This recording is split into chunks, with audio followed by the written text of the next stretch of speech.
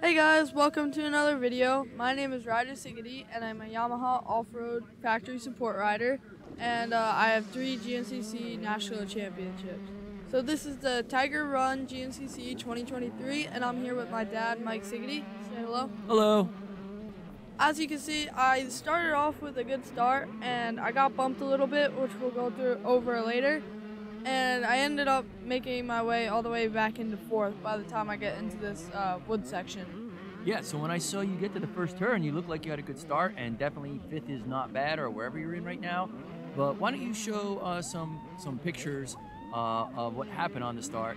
Kind of shows you how someone bumped you from the rear. There you go, right? So you look pretty good, and then that guy behind you, or kid behind you, kind of got a little crooked and knocked you a little off course, lost some of your drive. So 5th is not bad. But what was the problem with being 5th?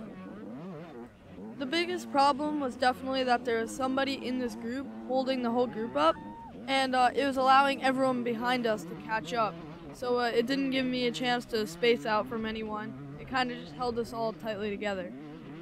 And I guess that's why you started yelling and kind of being a little more aggressive with your voice right off the bat. Yeah, that's definitely why I was yelling, but I don't think that was the smartest decision. I should have waited a little bit. So stick around because this is going to be a really different video. As you can tell, we're already a week late, and that's because the camera got broken off his chest protector in a really bad crash, probably his worst crash ever. Bent his front brake lever unusable. His rear brake pedal became unusable. There's all kinds of mayhem going on here, and we finally got the camera back and we're getting the video out to you now. So stick around, you're going to see some really crazy stuff. So coming up, there's a pretty big change in who's in first, who's in second. Pretty much the top 5 changes. So right here, I take a bad line, and Colton McQuarrie, who you'll see a lot later in the video, gets around me. And then he comes on the left of me and watches Bike get into a scary endo. So here's where all the positions start to change. I now move into 3rd. I make the pass for 2nd, and I thought that number 34 was going to go to the outside, so I went to the inside, and instead he went to the inside, and Colton got around us both on the outside. I actually almost end up making a pass to 1st on both of them, but now it's Colton in 1st and me in 2nd, and it'll be that way for a little while. So one thing you'll see later that hasn't happened to Ryder before, after he broke the GoPro off his chest mount, it was dangling on his shirt, just held on by the fabric of the shirt, and the front brake line grabbed it and pulled the camera, his shirt, his chest, and his face into the crossbar pad, and that he gets stuck like that. You'll see later for 30 seconds, but the reason we're talking about it now is because it's kind of boring to watch, so we're just going to put it at the end of the video, just like a GoPro all over the place. And how did you get it out of the brake line? I actually had to stop, turn off the bike, and try to play with it, but it got like trapped under there, so it took me a couple seconds. But once I stopped and got it out, I was able to keep going. So it was like tethered to your body, but stuck on the triple clamps. Correct. That's crazy. I don't think we've ever had that happen before. All right, back to the racing. So here, standing up in the motorhome, is Colton, the kid in front of me, and him and I are great friends, and he's one of my best friends at the GNCC, and we battled this whole race, so it was pretty cool. So another thing you're going to see a little bit later, and we're going to just talk about it briefly now because it's at the very end of the video, and we know a lot of people don't stick to the end, is at one point, Ryder and Colton had a collision, and it ended up knocking Ryder's brake lever so far down that he couldn't reach it. And on the podium, I heard Ryder say he lost his front and rear brakes, but your rear brakes looked fine to me, so I really only assumed that either you got nervous on the podium and didn't really know what you were saying, or maybe you overheated the brakes. But let's take a look at what happened to your brake pedal.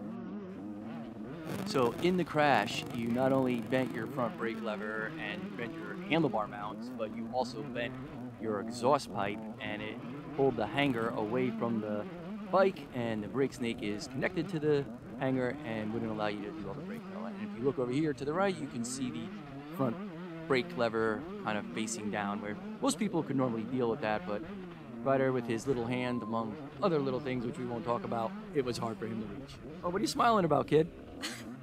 So actually, my front brake was worse than that after the crash, but I ended up having another little tumble, and when my bike was laying down, I kicked the front brake lever up so it was usable, and that definitely helped a lot, and I was able to make up some more time with it. So coming up, there's a little hill, and there's a rider stuck on the hill, but pay attention because there's more riders stuck on this hill and following laps, and it plays a big role in how this race goes. So make sure you stay along with the journey and watch that part of the video because it gets really interesting. Yeah, actually in like another 30-40 seconds, there's a pretty big pileup if I remember correctly.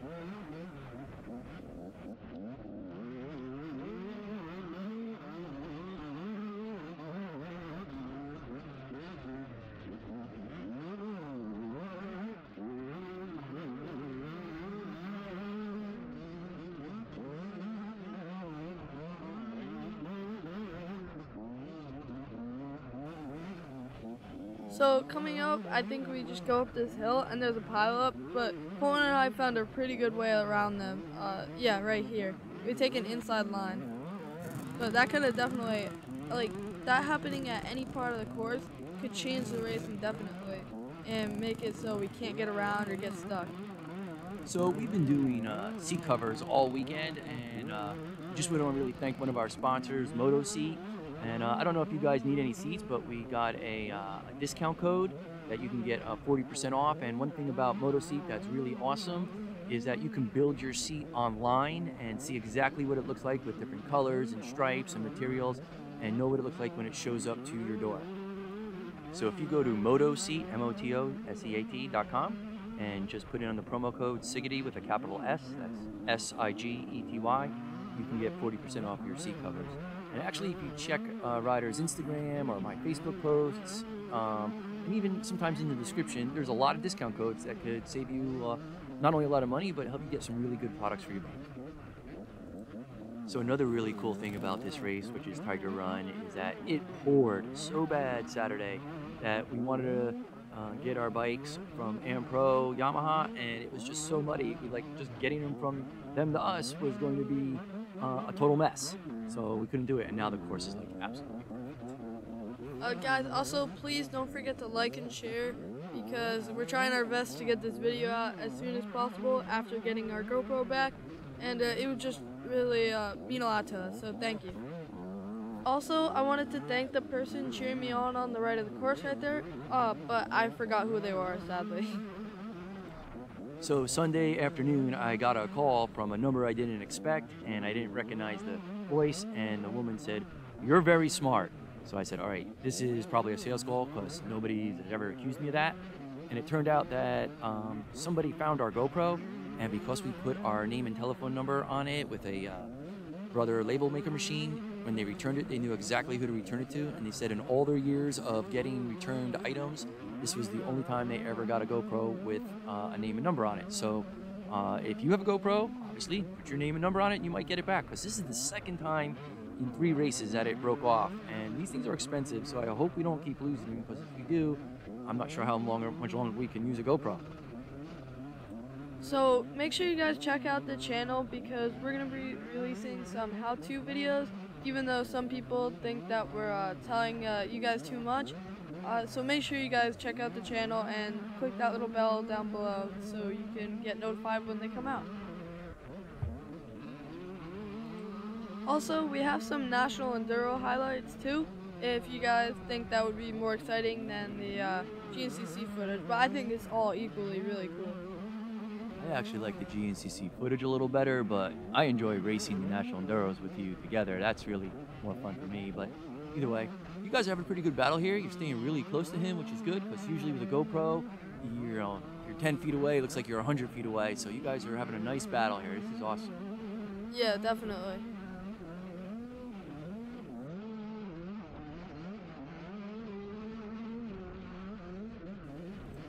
Colton was definitely taking some really good lines in this race, so I was just taking any line you can see around here. I take an outside line, it definitely wasn't faster though. I was just trying to take any line that he wasn't at this point in the race.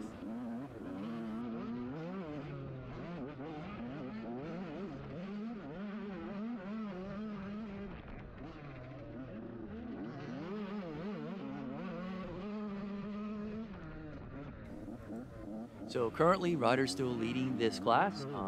In Florida, he got beat by a kid, Lincoln Bishop. Very nice kid and nice family. Father's really nice, and they were here at this race too. Do you remember how they did? I'm pretty sure he got 6. Lincoln did. That's pretty good. He definitely loves the sand though. They live like in the sand.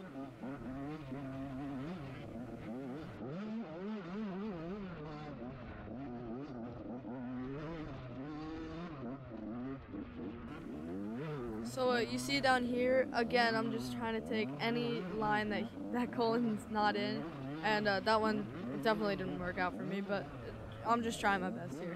That was like a little bit of a sketchy line with all the loose pine needles and stuff. What happened? I almost got him. Oh, that was close. Yeah. He's going good. I hope he comes to ride with us someday. That would be a lot of fun.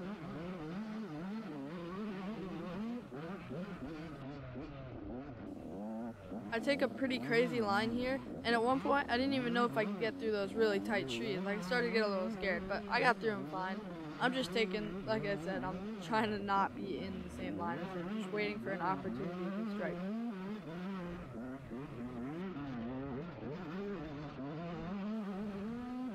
So also here on the left, cheering me and Colton on is Colton's dad. He's another one of our great friends.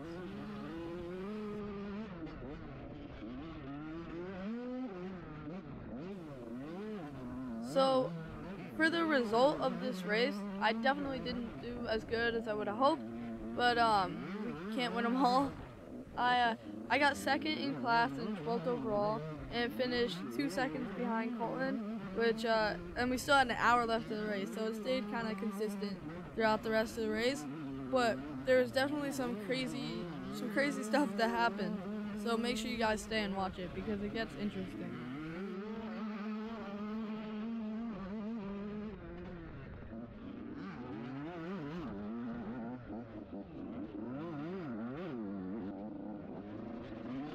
So coming up, I take an outside line, and I feel like I almost got around Colton, even though it doesn't look like it. If he would have came out a little bit farther, I felt like I had enough speed on that straightaway that I could have gotten around him.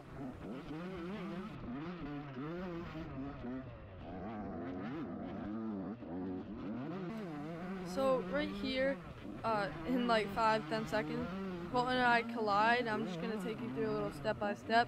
Colton takes this line that kind of goes through the trees, and it looks like he's going to go on that outside line that the arrow's pointing to, but there's a rider there, so we end up coming in together, and we bang handlebars, but I did get the spot in front, and now I'm in first, and I'm just pushing, because I know I want to get out of his sight as fast as possible. I know it's hard to tell that we collided, but from where we touched, it's behind the POV of the GoPro, so it wasn't, you weren't able to see it.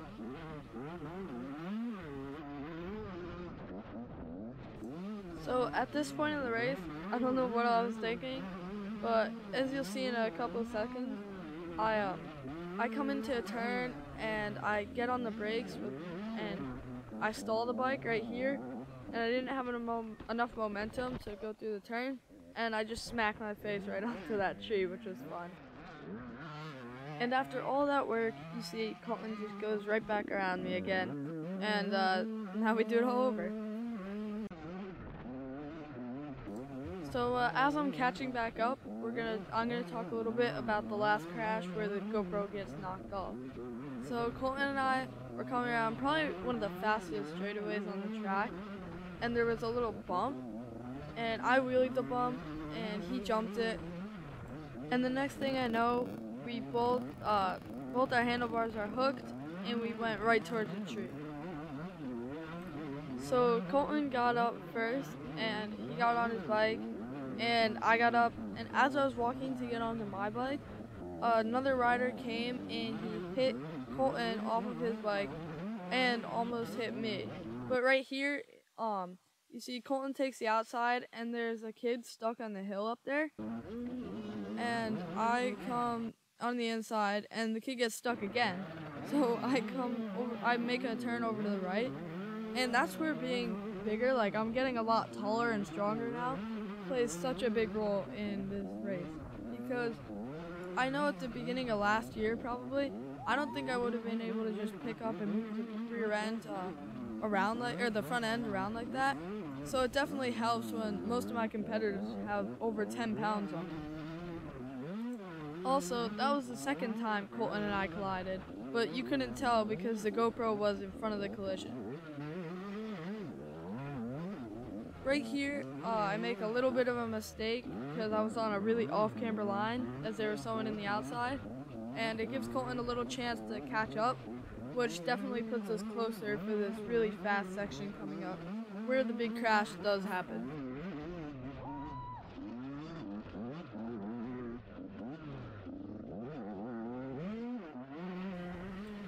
So the video is almost over, but guys, don't click off because the crash you've all been waiting for this whole time is about to come up in about, I don't know, 20-30 seconds, and it's pretty intense.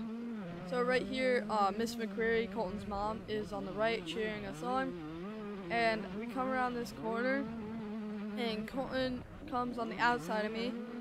Like I said, I wheelie it, he jumps it, and next thing I know, we're on the ground. So you'll see, I wheelie over it, I'm down, his handlebar lands on mine on the right, and that's how you saw earlier, my front brake lever was bent. And then we fall, almost hitting a tree, and I don't even know what was happening from then. I had to find my bike. I mean, the whole thing was so confusing, I didn't even know where my bike was when I got up. But I wanted to thank Alan Braswell because he's the person you see here, starting my bike, helping me up, and I'm not sure if someone helped Colton up, but if they did, that was definitely really nice of them too, so thank you. Right here, you'll see this is where the GoPro gets stuck under my front brake line. So you see, so Colton's gaining on me right now, and I'm just riding really slow trying to get this thing out. I think at one point, about a turn from here, I stopped, and right in the middle of the track, which now that I think about it wasn't the smartest idea. But so I know I didn't mention this, but while the GoPro was stuck in the bars, it was actually trapping my chest right next to the bar since it's connected to my jersey. And I get it out after a little persuasion, but the GoPro ends up falling off about 20 or 30 seconds later. And I just wanted to say, guys, like and share because this was definitely an interesting race, and I'm glad we could get the video out to you. And we'll see you in the next one because we have a GNCC coming up next weekend. So we'll see you guys. Bye.